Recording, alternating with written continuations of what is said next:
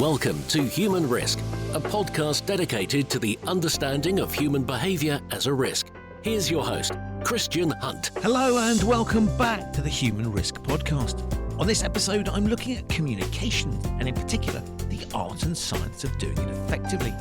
My guest, Marc Ross, is a communication strategist who helps businesses and politicians to get their message across. In a world where we're all being bombarded with messages, I thought it would be interesting to explore how those messages are crafted and what goes into an effective communication strategy. In our discussion, we explore Marc's experience in helping politicians on the campaign trail. He tells me which ones he thinks are good at communicating and which ones need a bit of help. How has communication shaped the war in Ukraine? What are the ways in which people who aren't natural-born communicators can get their message across? As Marc explains, it's no good if you're a politician with great ideas, but you can't get elected to implement them. To be elected, you need to be able to communicate. We also talk about companies and some of the differences between the way politicians and corporate leaders communicate. You'll learn why sometimes the art of the communication strategist is to keep things out of the news and whether spin doctors deserve the reputation they have. You'll also hear about Marc's podcast and get insights into how social media has impacted communication strategy. Unsurprisingly, Marc is a great communicator and a lot of fun to speak to. Before we begin, your usual reminder that my new book, Humanizing Rules Bringing Behavioral Science to Ethics and Compliance, is available for pre-order now. There's a link to that in the show notes. With that said, let's get on with the show and my conversation with Marc Ross on communication strategy. Marc, welcome to the Human Risk podcast. Wonderful being here. Thanks for having me. Great to talk to you. It's always fun to talk transatlantic in this world of, I love it. I love talking to you, so this is going to be a lot of fun. Now, I know who you are, but many of my listeners may not have heard of Marc Ross. They will have done by the end of the show, but to kick us off, can you tell us a little bit about yourself? So the quick answer is, I do geopolitical business communications, which doesn't really mean anything too crazy, other than what I try to do is understand what's happening in the world, help really smart people communicate to various audiences. My background has always been at the intersection of kind of campaigns, political campaigns, and business. I've worked on several presidential campaigns. I did some work for the Tory party back when William Hague was at the top of the ticket against Blair, which was an interesting experience. And I worked on the Microsoft antitrust case and basically had all these skills that we learned on the campaign trail and then would apply to kind of classic communications, public affairs, and lobbying. Most recently, I'd say the last decade, I've been really spending time focused on the U.S.-China commercial relationship, which is super interesting. But once again, it's really taking those skills learned on the campaign trail and take very complex issues and find ways to communicate to different audiences. I have this theory about communications high-low. So it's super important to spend time in Davos, talk to CNBC, speak to BBC, get interviewed by the Financial Times. But it's equally important to be able to drop into St. Louis, Missouri, and talk to a local chamber of commerce and connect with people in different ways. The media environment now is such that it's very high-low, right? I mean, you have like professional news broadcasters telling the same story that's being told on TikTok. So from a communication strategy standpoint, it's super interesting, it's super challenging, it's super fun.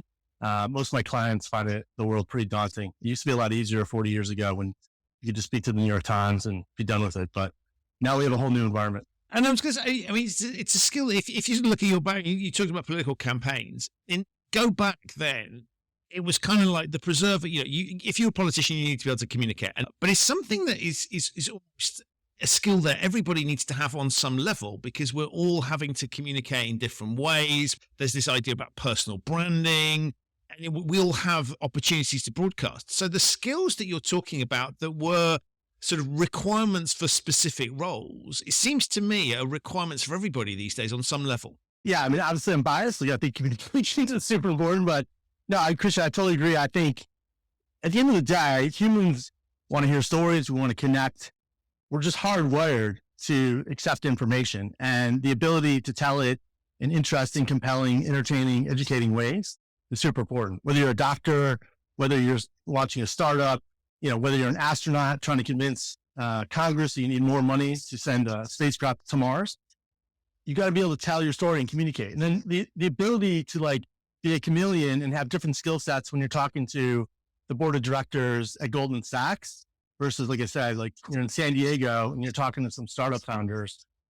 the same message can be told to those two different audiences, but the way you convey that story and the way you connect can be totally different. And I think communications is a superpower. To me, it's like one of the best skills you can possibly have. You could have the smartest idea in the world. You could have a way to solve climate change, but if you can't tell that story and convince enough people, you're not going to be able to get it done. And, I tell people, look at comedians. You want to get better at communications, just watch a lot of comedians. I tell people to go to improv classes, just get comfortable with the spoken word and it'll go a long way. And I love that, by the way. I love, because I think you're absolutely right. It's like, who's good at communicating, resonate, find people that can get an audience and get something across to them and engage them.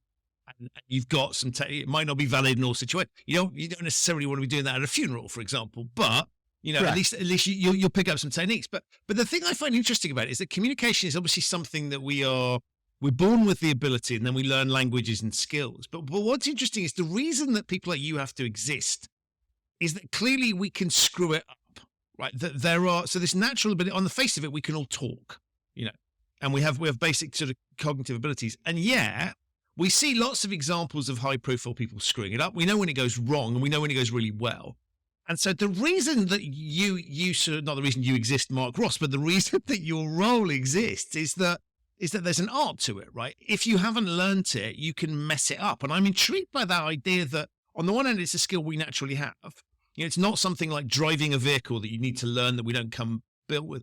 On the other hand, we have to take it to a whole new level. And so that basic skill that we're born with isn't necessarily enough. And that's why we need people like you. Well, yeah. And I think there's a lot of smart, interesting people that are like subject matter experts, and they're really comfortable kind of talking to each other. Like, I think the big thing here in DC is you got a lot of think tank people. They just talk to other think tank people. That's super easy. Or I think about like the Liz Truss experience. Liz Truss had a 6-week campaign. She was only talking to the most, headbanger Tory party members. Everything she said was well received. But when she got into number 10, she had to talk to like not only the UK, but the entire world, right? And that skill set didn't work, right? That skill set of talking to Tory members is one thing, but her ability then to communicate to these different audiences failed. And I think that's like this idea of like being a chameleon, being flexible, really understanding the context. I mean, you're spot on about a funeral, right? Your behavior at a funeral is different than a wedding. You can tell a story at a wedding about your best mate, right? And maybe it's more joyful. And you can tell a story about your best mate at a funeral. Maybe it's a bit more sober, but your context is super important. Understand the audience and never stopping. I think one of the interesting things about trust is that, and this happens to a lot of politicians, they win an election, they get the big job, they walk in the big office, they're sitting behind the desk and they're like, oh, our work is done. In fact, your work has just started. All you did is won an election. You got to keep on campaigning. And if you look at like with Zelensky, Ukraine, we're coming up with a 1-year anniversary. I mean, he's a communication machine. That guy is out every day. His wife is out there. They're using all kinds of different formats, high, low, and he hasn't stopped. And, credit to him and what he's trying to accomplish. But that's another kind of example. I think if you look at just the most recent stuff, I think about trust and Zelensky, and you can see why Zelensky's still in power and trust is, on the book circuit. And I want to come on to Zelensky, because I think it's a really interesting example, but just picking Truss and Johnson as a contrast to her predecessor. One of the things I find interesting is that he's a very good communicator, and you could say the same thing about Trump. And yet, if you look at what they actually say, you write it down, it's often sort of illiterate and rambling and it doesn't work. I'm conscious now that I'm being illiterate and rambling, but hopefully communicating well. But it doesn't sort of make sense. It's not a logical process, and yet it does engage people. And Truss, if you wrote down some of the things she said, much more robotic. And so this isn't a logical exercise, right? It's a really emotional exercise. It's not a sort of logical mathematical skill, if I can put it in those terms. That's 100%. I mean, there's definitely science to it, like the hero's journey. I mean, obviously alliteration, being able to write, communicate, use various technology, but there's also an art to it, right? And getting back to that idea about comedians, you're right. I mean, they got to walk on a stage and within seconds, they've got to win over an audience that doesn't know anything about them. So that's kind of an interesting skill. And that comes from a lot of repetition, right? I think about the Beatles started in Liverpool, but they really got their beat in Hamburg, right? Where they just played constantly, any venue, anytime. And there's something about getting in the repetition, right? Ridley Scott, famous actor or director, he shot, I don't know, close to, he shot many 20,000 different commercials over the course of his lifetime. And it wasn't until he perfected that skill that he was ready to be a director. So there's something about like this idea of going to Hamburg, getting in the reps, getting in the practice. Also, I've got this example, Christian, of it's like a 2x2 box, which, every consultant, has to have. Every MBA class has to have a 2x2. And essentially the best politicians are in the upper right corner, right? And I call them the popes. And this came for me from Obama, who was speaking to Bernie Sanders. I'm not sure if you know Bernie Sanders. He's a senator from Vermont, great guy, but, he's definitely left the mainstream, socialist, the whole deal. Has some great ideas, but Bernie's never going to become president, right? Now he's going to influence and shape. And Obama, there's a quote basically says, Bernie, you're an Old Testament prophet. You're kind of like leading and like stirring up the debate, showing the party where you can go. But Obama's basically saying to Bernie, at the end of the day, the president's got to make decisions, right? And I think about this idea of like the Pope, right? Obama, I would even say like a Tony Blair, like they kind of get into that space. Whereas like the Prince is more like a Boris Johnson. He's super popular, but he doesn't have like the polish and the skill of a Tony Blair to kind of execute, right? And I think about Rishi Sunak, Hillary Clinton, Mitt Romney, super smart, know the policy, but don't have like communication skills to really push them to like the next limit. And I think, which is fine. I think part of it too, as a communicator or giving advice to people, is kind of knowing your skill set and being comfortable with that, and then finding platforms where you can succeed. Sure, everybody'd like to be Obama, but there's only a handful of Obamas. Blair, Clinton, these guys are just like otherworldly. So how do you succeed if you're Theresa May? And I think that's like a lesson a lot of executives don't want to hear, but sometimes you got to be like, listen, this is where you're really good. And we're going to concentrate your efforts on these 3 or 4 platforms. Just do it. So your 2x2 matrix, just remind us of those 4 bits, because I think I only caught 3 of them. Yeah. So the 2x2 matrix is based on professionalism, right? Going this way, and then popularity, right? So to win number 10 or the White House, you've got to be both professional and popular, right? I mean, you ultimately, our system is set up, you have to win elections to set policy, right? So without that, you can have all the great ideas in the world, but if you can't convince enough people, you're not going to win the election. So in the upper right corner is this idea of like the Pope. So the Pope, I think I'm a Catholic, so I kind of think about like, listen, like this institution's been around for 2,000 plus years, and it moves set of lumbering, but it's got to like kind of make decisions and kind of protect the institution. Whereas like a priest, I would say like a Rishi Sunak, smart guy, interesting, knows the policy, can tell you everything about the Bank of England, but does he have the skill and the wherewithal to communicate and kind of lead? And then the other one is like the Prince, which I would say is like a Boris Johnson, kind of below the Pope. Definitely popular, but doesn't really have the professional skills, the discipline, or to kind of get it done. Like, I mean, Johnson could probably win 7 out of 10 elections, right? Now, is he a good prime minister? Maybe not, right? And then the other one is like the prophet. So these would be like a Farage, a Bernie Sanders, an AOC. Like their ideas get a lot of attention, a lot of energy, but it's unlikely that Farage is ever going to get into number 10. But he does shape what happens in number 10, but he doesn't have that full skill set. He's not as popular and he's not as professional. And ultimately, I think the best executives, like think about like Jamie Dimon at JP Morgan Chase, right? He would be in that Pope category, right? Great communicator, makes tough decisions. Or some CEOs, you never want to be popular and not professional. You want to be both popular and professional. I love that. That's really, really interesting. And so you're basically looking at that model and then saying, okay, wherever you are, stick to your core skill set in that space. So it's implicitly a transition across that is difficult. Probably presumably not impossible, but quite challenging. And so you're really saying if we looked at that, we'd identify where one sat on that, and then you just push those particular buttons in that space that you're good at. Correct. And you could also flip it around the other way too. Like if you're trying to influence or be a communicator, recognize where people are in that 2x2 matrix. Where's DBC versus the Financial Times? What's the LBC, Let Britain Chat? Or, where's DW versus AFP versus the Financial Times? Like they all fit in different matrices too, right? So if Steve Bannon says something to me, on his podcast, like, my politician's crazy, that's one thing.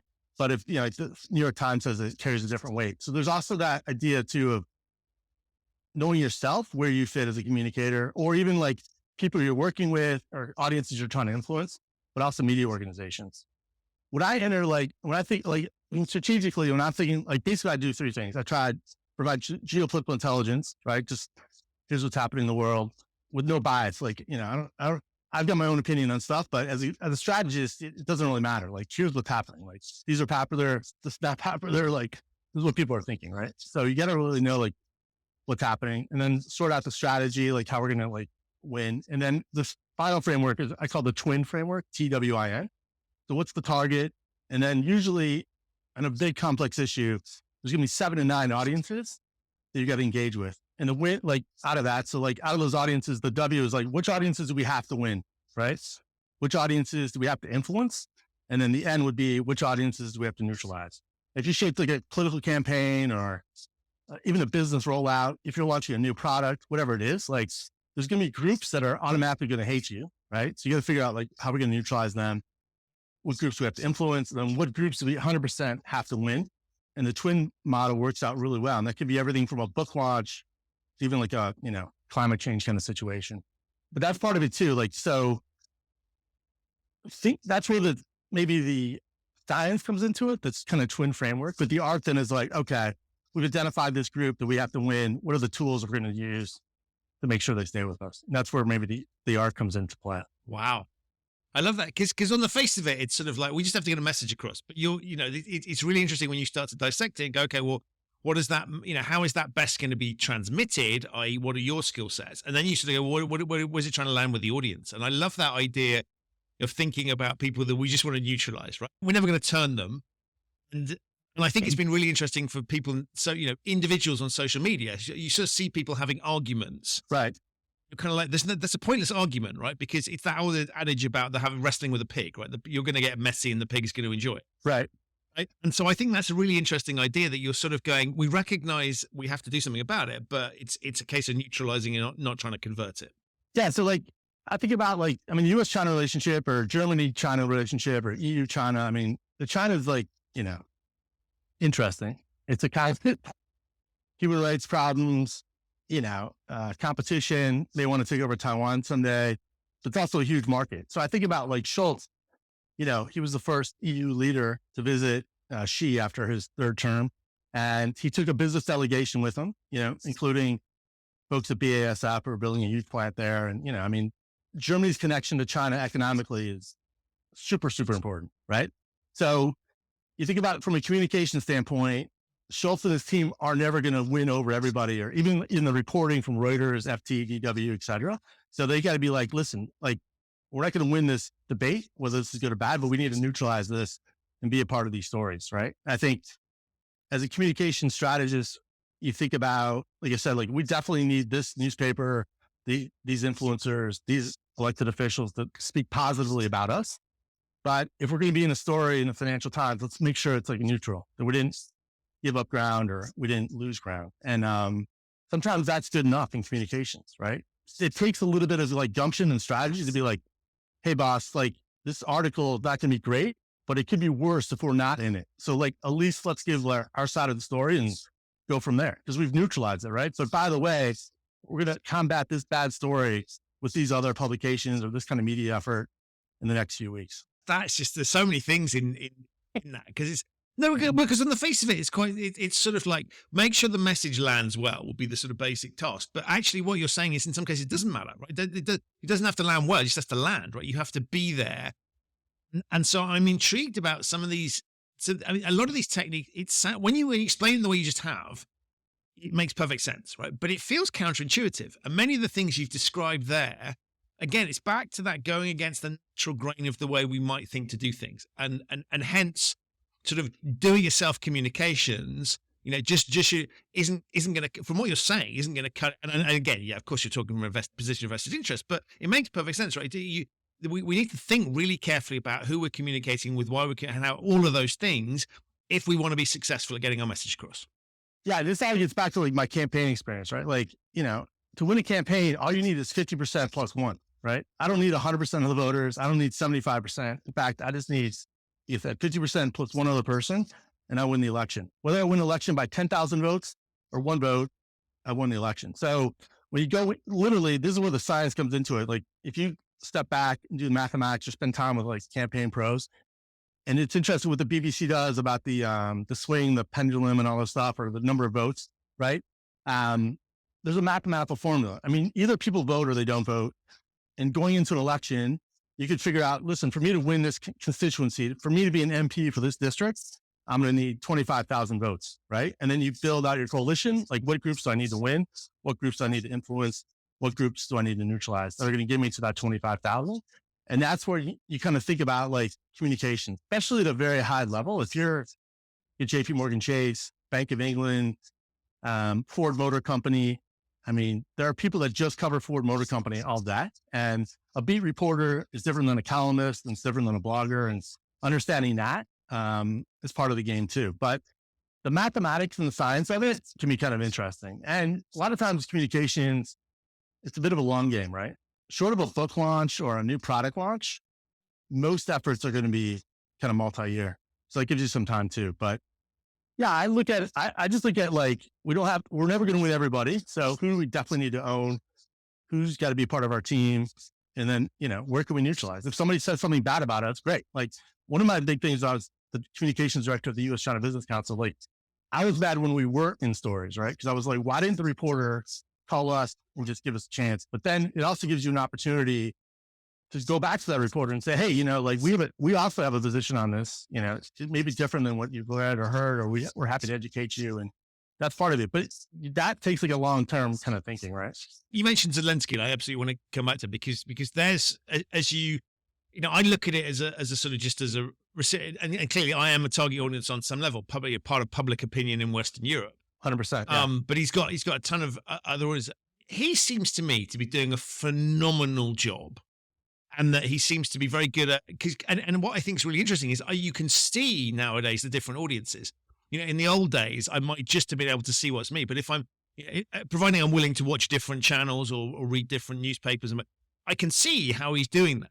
And as I look at it, it's phenomenal what he's achieved. I mean, have you been surprised by that? Is this an absolute masterclass in the making, or is this just something that other people do and I just happen to focus on it because he's in the public eye a lot, given the story? No, it's unprecedented. I've been like totally blown away. Like three things like I've been blown away by. He's consistent, like him and his team every day. So like I watch Sky News on 5 o'clock, so 10 o'clock, right? I watch at 10 o'clock. And is it Kay Burley? Is that Kay? What's her name? The reporter? Kay Burley, yeah. Yeah, she's in Ukraine last night with the first lady of Ukraine. They're surrounded by tanks, but the Ukraine first lady is like an amazing red coat, high fashion, surrounded by all this detritus of war. But, so a Sky News report. And then I think about Zelensky comes to DC. He doesn't wear a suit and tie to go to the House of Representatives to speak to Congress. He's wearing, olive green camo. He's beaming into Davos, right? He's like giving up interviews. He's talking to Sean Penn. He's talking, so he's like, he's all over. And he's like, but the discipline is like super interesting. I mean, every day is like, there's definitely a committed effort. They're like, every day we're going to communicate. And then this high-low approach. Some days I'm going to be on the floor of Congress. Some days I'm going to speak to Sky News. Some days I'm going to do a radio broadcast. But this war to me, it's a lot.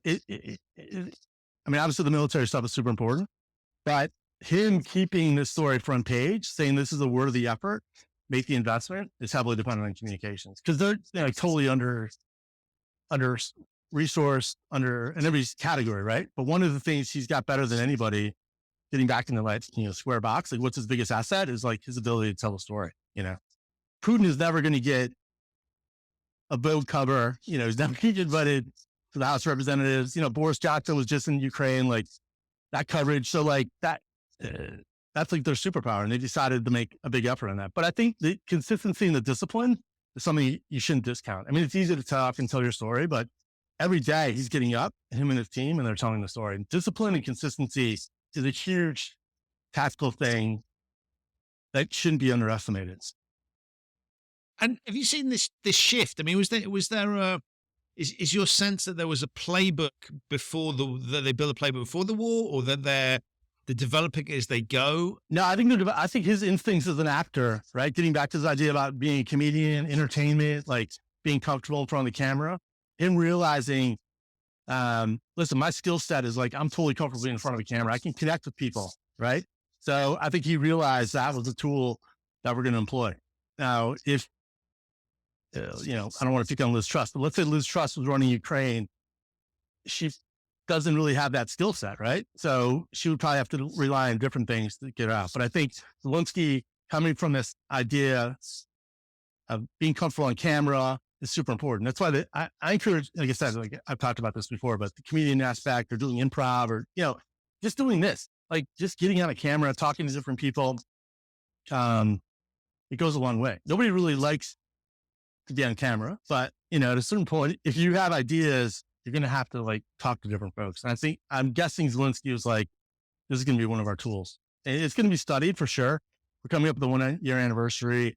There's going to be all kinds of analysis around the comms. But for me, it's when Zelensky and his wife were on the cover of Vogue magazine and they sent Annie Leibovitz to shoot the photos. I was like, this is a whole different level of like communications. Right.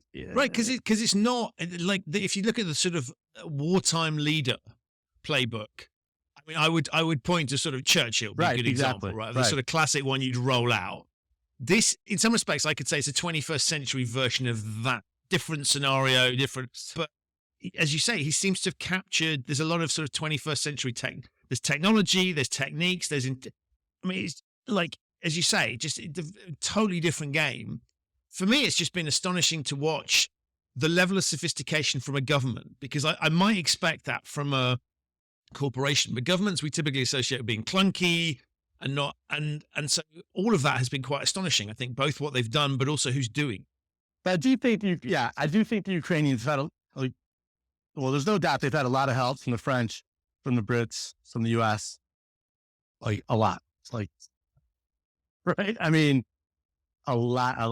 That's like going under the radar, right? Obviously, but all our special forces, all our best intelligence people are in that part of the world. That rightly, they've said, listen, Zelensky's front and center, right? I mean, Macron's taking a back seat, Biden's taking a back seat. Even, the UK prime minister is like, Zelensky's been the front person, which I think is a huge credit. And I think there's a lot of smart, interesting people that are working on this. Like, I can't wait, obviously, for this conflict to end, but I can't wait for 5 years or 10 years when we get like the real story. Because from a comms perspective, this is like, I hate to see what's happening, but it's been absolutely fascinating to watch. And is there anything that you would say that they could improve on? Anything they could improve on? It's a little, I don't know. The fatigue stuff's a little interesting. Like always being in the olive green. I don't know. Sometimes I think is that because I think a lot about presentation. I don't know, but that's like it's like he's like so embedded now to that olive green look, like he can't get out of it. That's, I wonder if, and it's early. I mean, we're only a year into this thing and I think it's going to go on longer. So I think about that, but I think the effort has been precise.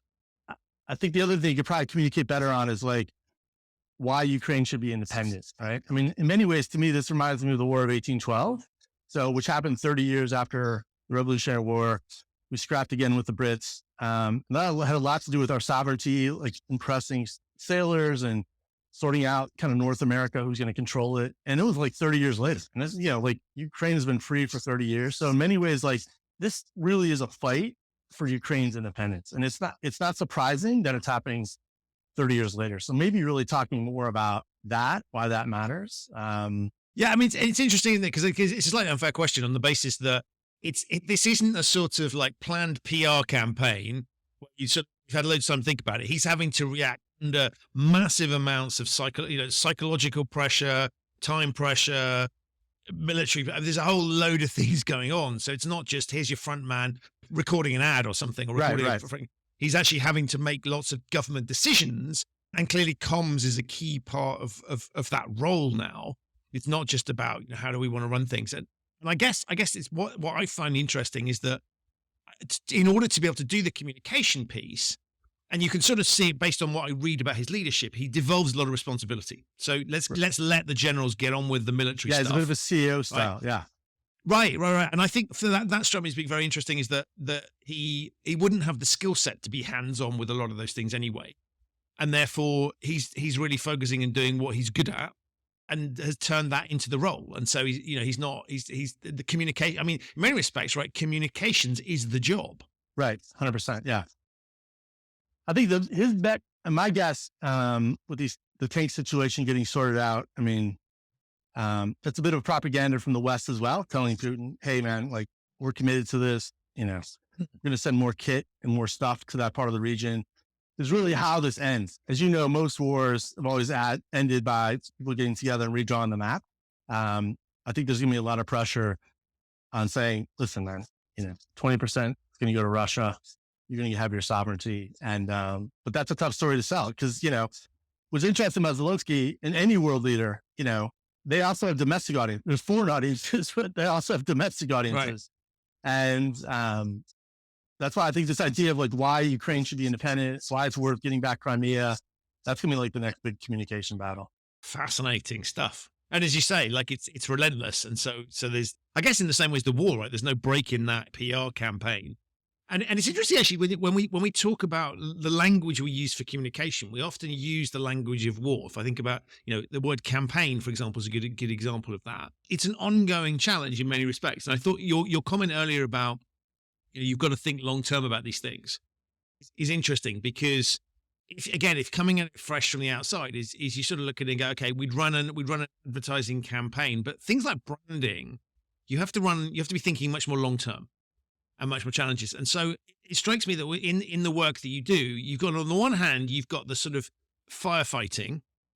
On the other hand, you've got that longer term brand perspective. And so I'm assuming you've got to be thinking about both, but some of the skills that you might need to firefight going to be very different to that long-term brand building.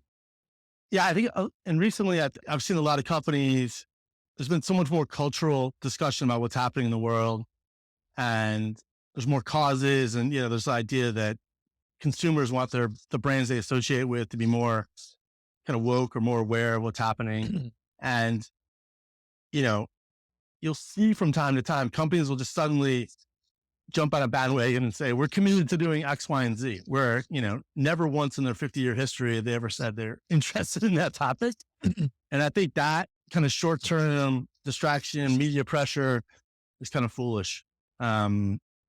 Whereas, but very tempting, right? Very tempting because it's like comfortable, like we're on the same page, like we're fighting this, like, and there's so much peer pressure. Like right now, there's been a lot of talk about why are all these layoffs happening, right? Are they happening because they have to happen? Or are they happening because other boards and CEOs are looking around and saying, well, if Johnny and Sally are laying off people, I should lay off people. So we're very tribal and very human. And like, it's like, as she talks about, it's very tough to go against the grain, to be contrarian. We're, as rightly know, it's very comfortable being in numbers and kind of going on the pack. And, but do you really need to have an Earth, let's just pick on the Earth, Earth Day is coming up, I think in April, but if you've never said anything about Earth Day over 50 years, and you suddenly say something about Earth Day, what is that about? Or how's that going to carry on? Like, how are you going to do that for like the next 50 years? Yeah, it may feel comfortable, it may feel good, and where does that get you? And I think thinking long-term, most brands at a certain point, especially if they're well-established, like a Coca-Cola will probably exist longer than the Chinese Communist Party, right?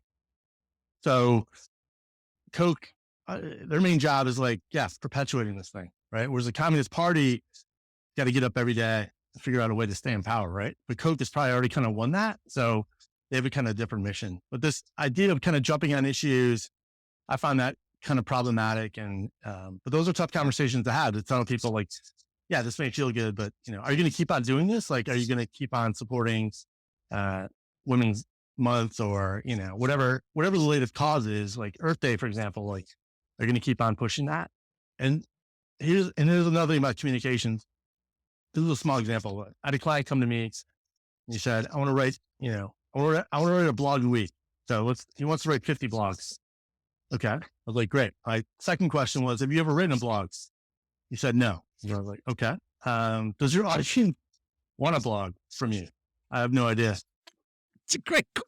Right. So I'm just asking these questions. I was like, okay, we could do this, but like for you to write a blog, let's think about the organizational standpoint, right? It's going to take, say, 60 to 90 minutes for you to write this thing, right? And then who else on the team is going to edit it?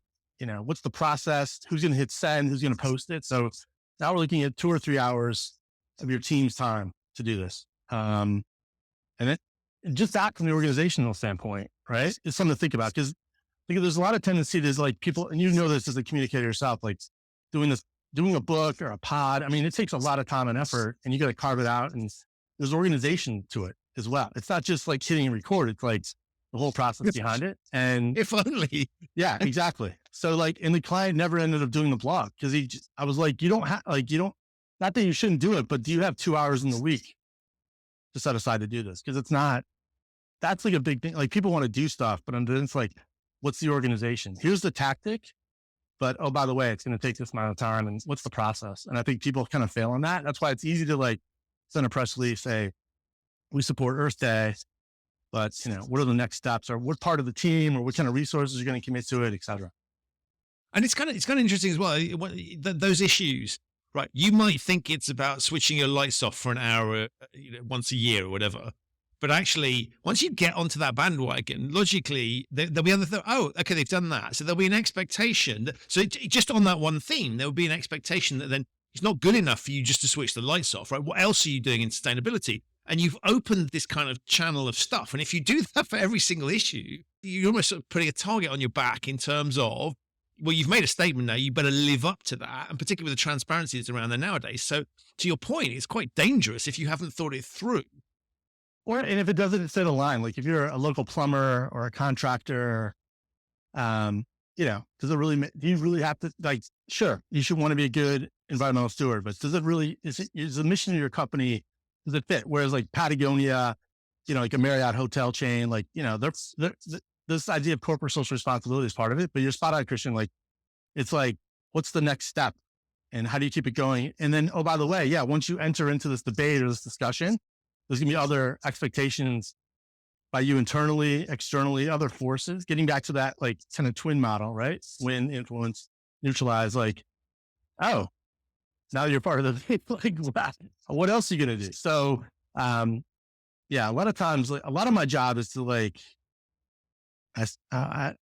kind of like just bring reality to the situation. And because our instincts as humans is to do stuff. My job as like a strategist is to be like, here's what's happening in the world. Here's what's going to take to do this. And oh, by the way, like once you go down this path, here's the 4 or 5 other things that could potentially happen that we need to think about. Fascinating. And that's really like communications in many ways isn't really, we see what happens or what is said or press releases or events or book launches or interviews on CNBC, but a lot of communications is like off the radar screen, something never really happens. It's really thinking strategically about, does this make sense? I mean, there's tons of stuff every company could do, but does it really matter? Does it really help? Is it really going to fix the challenge? And oh, by the way, help us, stay in business. And so in many respects, right, I guess a lot of work might be stopping things being said or stopping things being done. And therefore that's invisible. So you wouldn't see that actually, they had this great idea and you've gone in and said, do not do that. Or I would recommend that you do that because and so it doesn't happen. And so I would think of your role as the speeches that go out, the ads that go out, the messaging that's going out, but actually it may be the messages that shouldn't go out. 100%. Or it's talking to a reporter and saying like, that's not the real story. Like you may think this is the story. This is the real story. This is where you should like directing kind of media attention elsewhere. Or, there may be ideas that you want to get into the marketplace, but you don't want to have your fingers on them. So you say, hey, you should go talk to, Sally. She's got a really good perspective. So a lot of it is like, a lot of times you'll see like vanity metrics. People will track, oh, we were in so many stories. Like, we have so many hits or we got this much attention. Like sometimes, I'd be super pleased if like, oh, by the way, we got no attention and we actually killed, we killed 7 bad stories, like you never see that kind of stuff, or we're reshaped or re-educated or we got other people involved. That part of it too. And how is your role shifting with things like social media? Because go back sort of 20 odd years, there is the media. And then we have this additional thing of social media and the transparency and the ability for everyone to comment. I mean, how has that changed the way you look at what you do?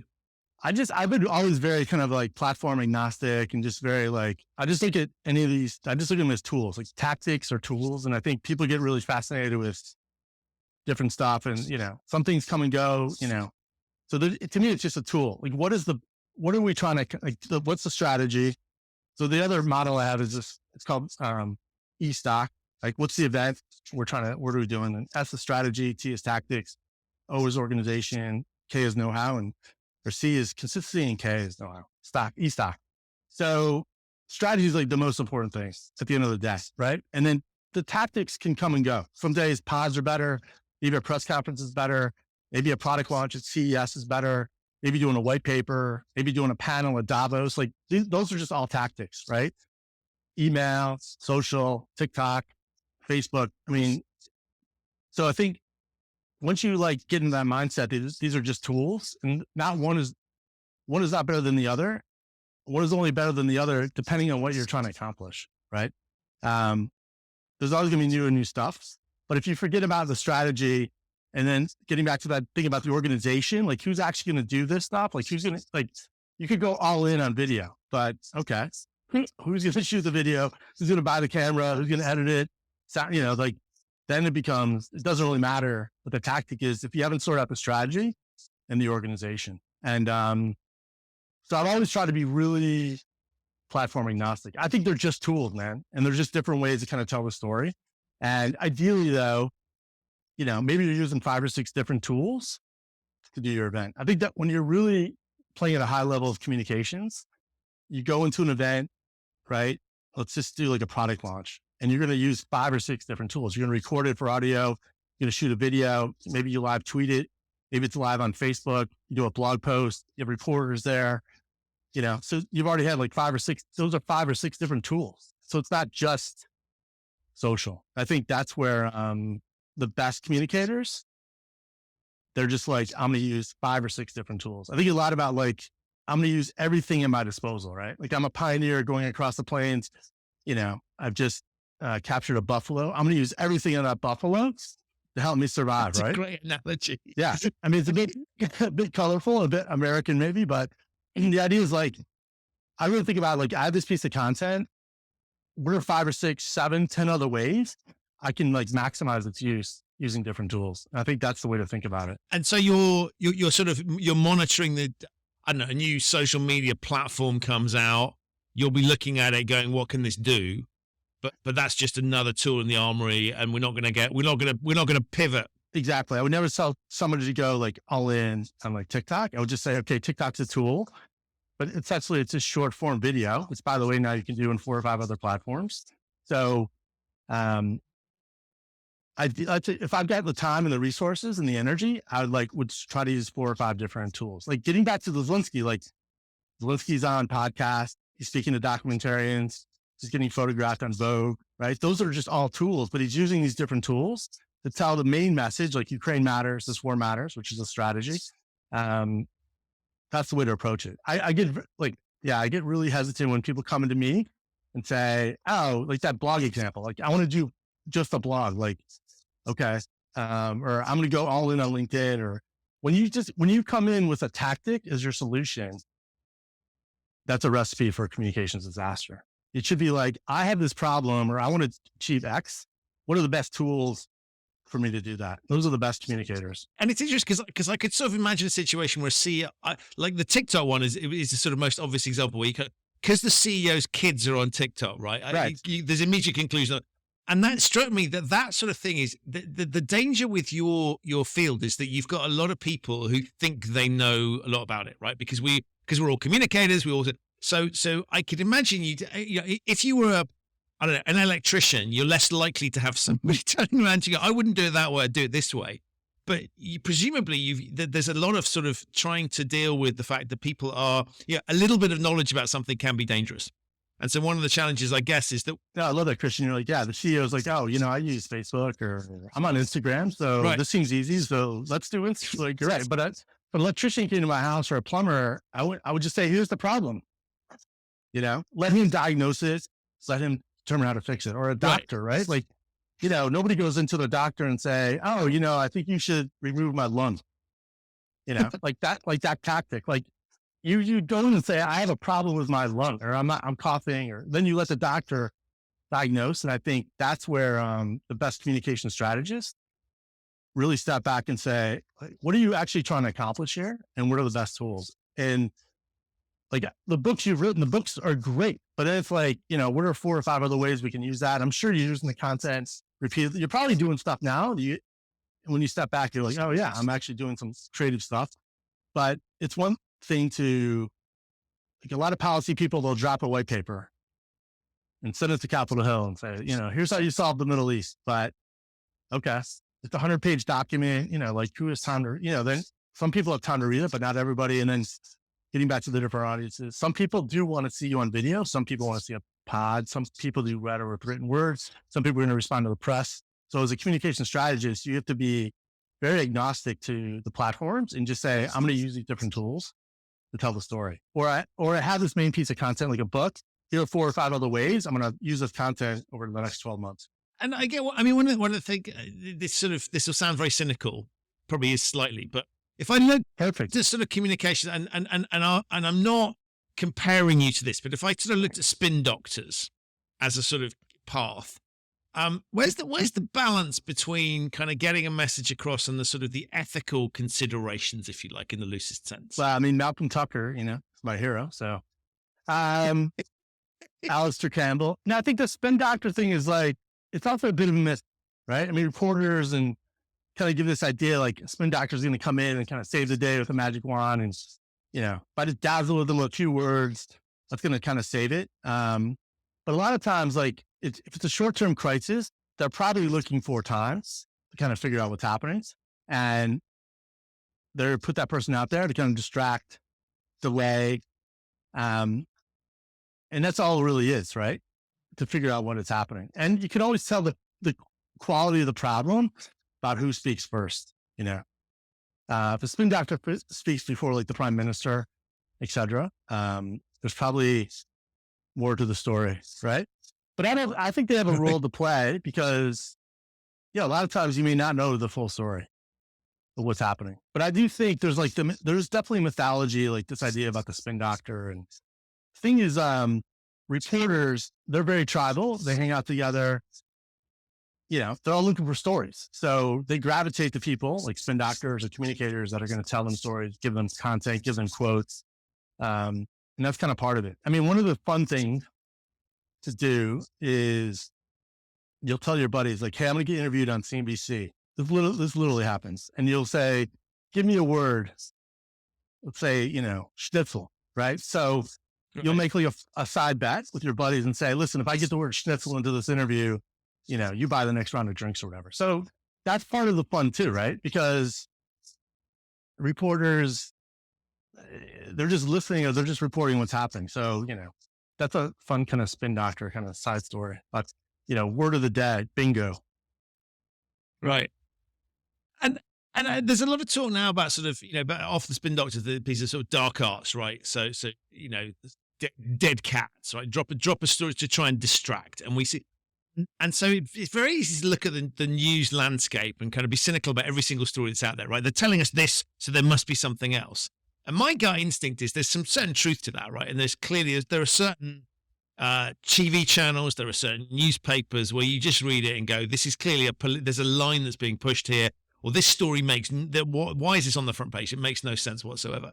Is it sort of as bad as my cynical brain makes out? Are we constantly manipulating, or is that still the exception? I mean, I wouldn't say, like Noam Chomsky manufacturing dissent. Like, it's definitely, I don't think it's that bad, but, political communications, PM communications versus CEO communications is different, right? I mean, the PM is only in office, say 3 to 5 years, and they're out. So they're working in a very kind of hothouse, aggressive environment. Whereas if you're CEO of a company, the company presumably is going to be around another generation, 2 generations after you. So those are different kind of skill sets and different kind of communication environments. Politics now, though, it is amazing to me how much coverage it actually gets in our news cycle. I think it's almost covered like sports. There's so much more drama. There's most governments, it's pretty boring stuff. I mean, of course, for various government organizations, like, there's not much stuff that happens at the Fed, right? But the Federal Reserve gets covered every day. And, they're just reading documents, trying to figure out what's going on like everybody else, but a reporter's got to say something. So that's part of it too. It's also the environment. And also I think about, all communications is not created equal. So political communications versus business communications, it's kind of a different environment. But I don't think it's as, if you're in elected office, I mean, your whole job is to like stay in the power, and you're going to do usually whatever it takes to do that. And you've got to tell a few lies or spin the story or push it in a different direction. You're probably going to do that. But it's a very short-term hyper environment. And I think that's a really interesting. I hadn't really thought about that. That makes a bit more sense, right? Because you wouldn't be able to maintain it if you were CEO of a company expending all that effort. But you also don't need to. No, that's exactly right. And that's why, like, I mean, campaigns are, for me, I love them because there's an end date. There's election day, and that's it. Either you win or you lose. Game over, right? Whereas, if I'm running Kroger or Carrefour or Fiat, I could have a bad quarter. I could have a bad year, right? And still keep my job and just find more money and launch a new car if I'm Fiat, right? But if I'm running for office, that's it. I mean, either I win or I go home. So political communications, much more heightened, much more intense. Everybody's exhausted. There's never enough time. There's never enough resources. So just the nature of the environment of campaigns is much different than kind of corporate communications. I mean, corporate communications, their favorite thing is no comment. I mean, I want to grow up and work for a corporate, a big corporation and just say no comment. But if you're in the campaign world, you can't say no comment. In fact, you have to say all kinds of stuff. So even though they're both communications, the environment is super important. That's why that e-stock model, like, what is the environment? Like, what is the event? Like, what's the context of this communication? Is super important. And that's interesting, right? Because you make a very good point, right? So a company can duck an issue, providing it's not relevant to what they do. Whereas a politician, like, I guarantee you, over the next few weeks, Christian, you're going to read like the FT or DW, and you're going to see like an article, and like the company said no comment. Like no, like number 10 couldn't get up today and be like, no, they could do it maybe one day, but they can do it for like a whole year. What I mean? And it's funny because you see that with, and we've got it in the UK at the moment with various tax issues for government ministers, and it's kind of like not to talk. We consider this a private matter. Doesn't stick it for if the story's going to fly, that's a pathetic excuse, and no one's going to let you get away with that. A company goes, we have nothing to say on that. You're right. Exactly. No, one time I mean, my rule too is I was I'm always like trying to get people to go on record or talk, or because at a certain point, reporters don't want to talk to the spokesperson all the time. They want to talk to people that have real skin in the game, or like the actual executive of the company.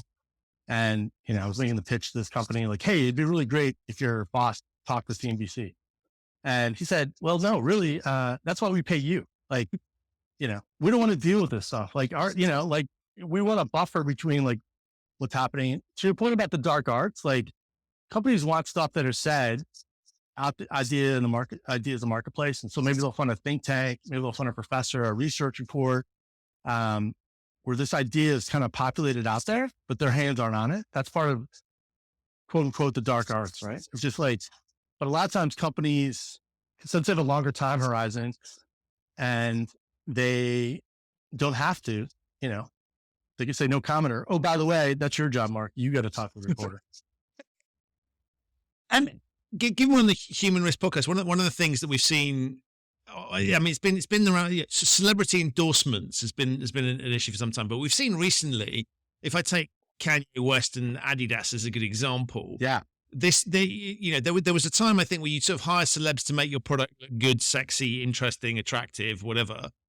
And clearly nowadays it's big business in terms of the amounts of money that are spent, and you have people whose original job, whether that was David Beckham, be a really good example, makes a ton more money and has made a ton more money out of being a personality than ever out of his playing days. But he obviously had to play to be able to get to that position. But that's a sort of double-edged sword now, and so I wondered your reflections on that sort of use of endorsers, influencers, kind of that sort of thing. I mean, has it got trickier? It seems to me it's a higher risk thing now. Well, I think it gets back to the Adidas, Kanye West. I mean, Kanye is a bit of a high wire act, right? I mean, so Adidas knew maybe would not work out well. Like Kanye is not a Roger Federer, right? Like a Roger Federer seems to be a great spokesperson. So I think it seems like there's a bit of a risk there going in. I'm not sure that Nike is awesome. And I think the people they've associated with have been quite successful, right? And so I don't think it's completely discounted. I look at it more, that seemed like a desperate play by Adidas, kind of like shake it up or kind of go a different direction.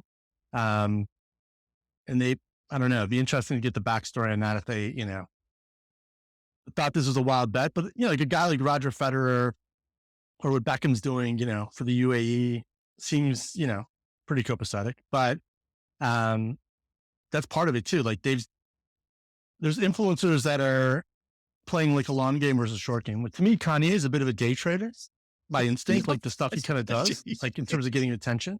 Yeah. Whereas like a Roger Federer seems very sober long term. And I think that's part of it too. I think there are times when, as a communication, but that, you got to go into it and be like, listen, what are we trying to do? Are we trying to just win like this quarter, this month? Like, are we going to day trade attention? That's pretty easy to do. I mean, you and me could get, huge TikTok accounts and YouTube. Like we started doing crazy stuff and broadcasting it.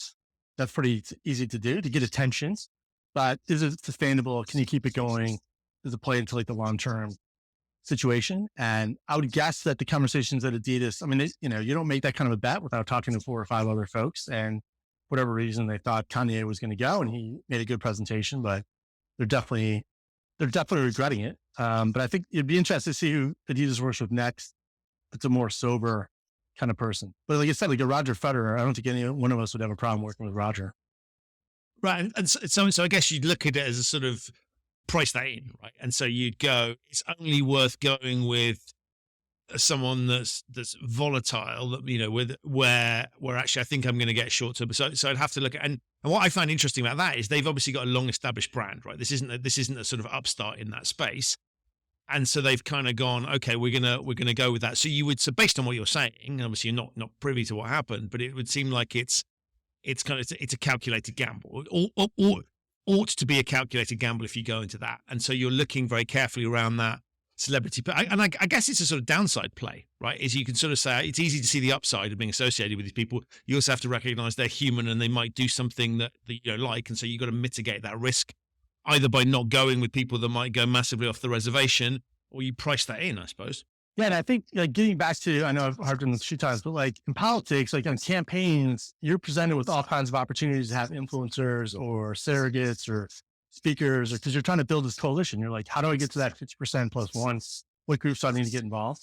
So there's plenty of opportunities to work with weird and interesting people, right? But is that just going to help us win this election as a short term? Like, what's it going to do to us long term? Where do you want to go? And I think what's been interesting with, especially like a Trumpster, I mean, Trump is like the ultimate, day trader, right? Like he does not think long term at all. He's just like, I need to win this news cycle. I'm going to do this. Like, he's just the exact opposite of like thinking 20, 30 years, where it's like, and Obama is like, I'm thinking legacy, I'm thinking long term. Tony Blair versus Boris Johnson, right? Same, like Boris is just like, how do I win this? How do I get attention? How do I wear the high vis jacket today? And I think that comes down to like personality and who you're surrounded with too. Like who's your staffer, who's advising you, and what is the business model of that kind of politician or that kind of company? The Adidas, yeah, it's interesting, the influencers, because you want to like, there's just something about like, I don't know, like being associated with certain people, but it does seem sometimes very short circuit and very high wire act. Yeah. Cause I mean, it struck me that there are certain, I don't know, if you like the music industry, it is not unhelpful to have rock stars throwing TVs out a window, doing crazy stuff because and that's that's entirely on brand, right? But if you were somebody that was had a more family audience, you're not going to want, there's a different thing there. And so for me, it's sort of fascinating to look at it and say, it's back to your point. It's like, who are you? What's your game here? What's your business? What works for you? And you have to think this thing through. And so again, that brings us back to what you do, right? Which is thinking through what's the message you want to get across and how does this play? Yeah. I mean, I think about Apple, right? So Apple now is like about fear and safety. Like, oh, like you got your watch, like, it'll tell you you're going to die in a car crash. Whereas like, 20, 30 years ago, it was like, oh, the rebels, the freaks, like we're tearing down the big guy. Like, now it was more rebellious. Now it's much more, let's wrap ourselves up in plastic. The world is scary. That's kind of an interesting juxtaposition. And that has more to do with like where they are in their business models. And I think a lot about like, I'm really fascinated by sports and the influence they have on society. And I think about like F1, right? I mean, these F1 drivers all look fantastic. I've never seen an ugly F1 driver, right? Now to me, and then I'm sure there's been a few, ugly F1 drivers, but that whole business model is like sex, daredevil, speed, keep the money coming, sponsorships, Monaco, right? So, you're never going to see a ginormous fat, F1 driver because that doesn't play into the business model of like what they're trying to accomplish, right? Whereas like, yeah, a wrestler or a rock and roll star, like there's part of like the environment, it's like demands that you act in a certain way. F1 drivers F1 is like, the whole thing is like this giant circus, right? I mean, it's just like drama and, sex, Monaco. It's great. Speaking of which, right, I can't let you go, Mark, without talking about the podcast that you recently launched with someone that's been on the show before, a mutual friend of ours, Gerald Ashley. So tell people a little bit about that. Yeah, well, I met Joe. I've never actually met him in person, which is great. I've never seen him face to face. I've only seen him technology-wise. We connected over Twitter, and we just been having these conversations about just what's happening in the world, and it's been fun. I mean, we've been trying to go around the world, kind of capture. It's been a very exciting year. We launched, I think, almost a year ago. We've done, I think, 20 different pods, and just try a quick rundown of what's happening in the world and where it's going and what we think might happen. And the world has gotten much more real, which is exciting. I think, maybe it's exciting for me. It's like a strategist, but it's gotten much more sober and much more serious. And I think having talked to people, especially with different perspectives and different skill sets from different parts of the world, is helpful not only to learn like what's happening and to hear different perspectives. So yeah, Gerald's been a great comedic partner. We've been trying to get a radio deal with RAI, I tell you, but they've yet to reach out to us. It's only a matter of time, and I really want to flag that up, and I'll put links to that and to all the other things you do in the show notes, Mark, because it's one of those pods that I just love listening to, because you both, it's a labor of love, right? You have fun doing it, and it's always done with a sort of wry smile, and it's a sort of cynical, amused view of the world. But I love listening to it because I always learn something, and I think you are a great, in the nicest possible way, great comic duo as well. So that comes thoroughly recommended. No, I appreciate saying that. Our production team of zero is, with the amount of prep we put into it. But I think that's good. Sometimes, there's all kinds of great pods, and I think sometimes you just want to have a conversation. And this format is really interesting because I think we're hardwired as humans to like listen to stories, and it's so intimate because it comes into your head. It's kind of a cool format.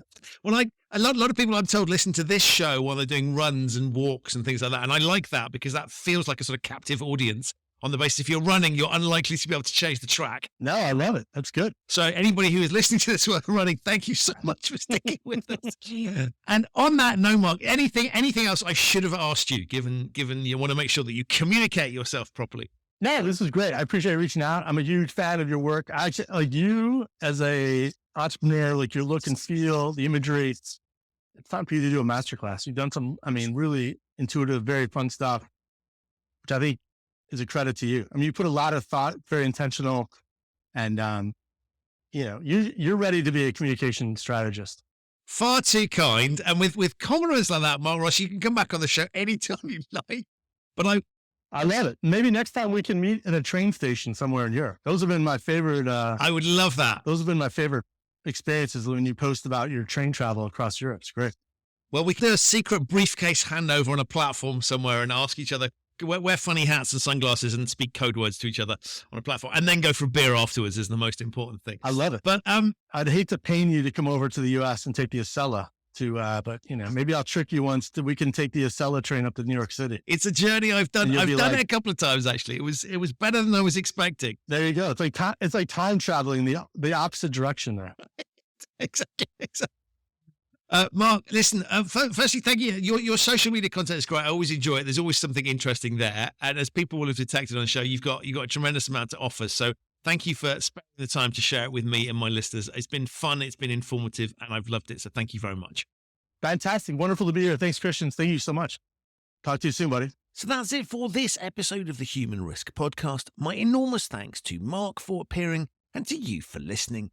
To find out more about Marc, his work as a communication strategist, and the podcast that we talked about with his friend and former guest on this show, Gerald Ashley, there are links to those in the show notes. If this is your first time listening to the Human Risk Podcast, welcome. You can subscribe wherever you get your quality audio content. It's available on all of the major podcasting platforms. Your usual reminder that you can pre-order my book, Humanizing Rules, Bringing Behavioral Science to Ethics and Compliance, and there's a link to that in the show notes as well. To catch up on previous episodes of the show that you might have missed, have a look at humanriskpodcast.com. You'll find links to those there. I'll be back very soon with another episode of this show, but in the meantime, good luck with your comms, stay safe, and thank you so much for listening.